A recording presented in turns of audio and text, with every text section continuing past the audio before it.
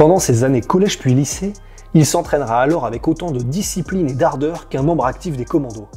Chaque jour et pendant des heures, en plus de son cursus scolaire, il se muscle, il court, il frappe sans relâche.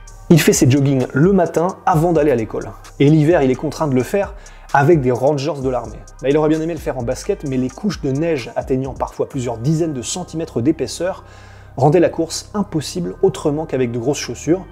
Après quoi, il prenait sa douche et il partait pour l'école normalement.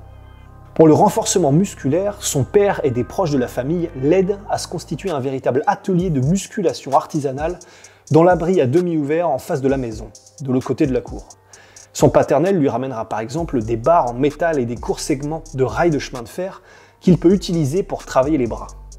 Mais bien évidemment, vu son rythme d'entraînement, ces matériaux rudimentaires deviennent rapidement trop légers.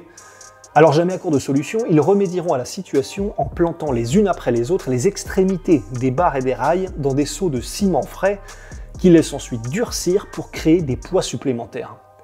Il enchaîne également les tractions par centaines, les abdominaux, les squats, les pompes. Et pour travailler ses compétences de kickboxer, l'ingéniosité de ses aînés sera là encore mise à contribution. Pour les front kicks, il dessine à la craie une silhouette sur le mur de l'abri dans lequel il s'entraîne. Et il frappe les différentes cibles corporelles à répétition. Il délogera d'ailleurs régulièrement les briques du mur, faisant à chaque fois revenir un voisin exaspéré pour qu'il répare les dégâts. En guise de sac de frappe, le père de Mirko lui confectionne un sac en toile de tente bourré de sciure de bois. Mais là encore, les heures et les heures de coups de pied répétés de plus en plus puissants contraignent Mirko à aller le faire régulièrement réparer et recoudre chez un artisan de la ville voisine, Vinkovci. Et même pour un village et des générations de durs à cuire de la campagne croate, la motivation et la discipline du jeune Mirko impressionnent. C'est même son propre père qui doit régulièrement le soir aller chercher Mirko, s'affairant toujours sur son sac de frappe dans son bout de hangar, pour le prier de rentrer à la maison et de se reposer. « Mirko, ça suffit, il est 23 h, combien de temps tu vas encore devoir frapper ce sac ?»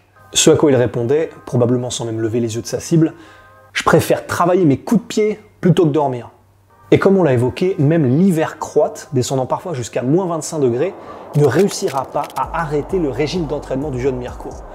Et comme son abri donne sur la cour, lorsqu'il neige, il neige aussi dans son abri, dans son hangar artisanal, et il doit alors déblayer la neige à la main avant de pouvoir s'entraîner sur son sac de frappe.